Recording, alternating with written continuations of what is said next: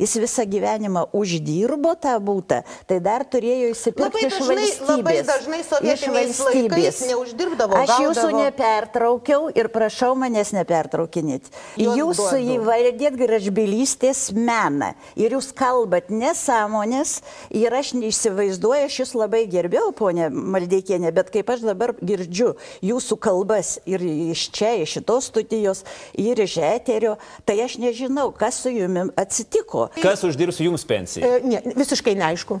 Ir jokios tokios demagogijos, kokias čia mes galime šnekėti, suprantat, iš tikrųjų, čia kai yra... demagogija šnekat, daugiau čia niekas nešneka per eterį, tik jūs demagogiją šnekat. Ir tokia demagogija, kad net tiesiog žmogų, kurį gerbėjai, kurį vertinai, jau visiškai pasikeičia.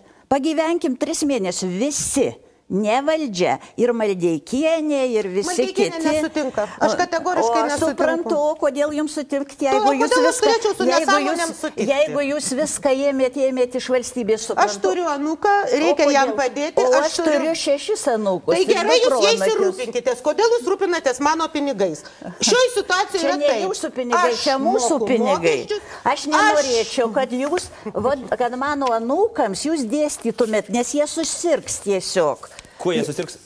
Nu kaip, nestabilumus šitokiu.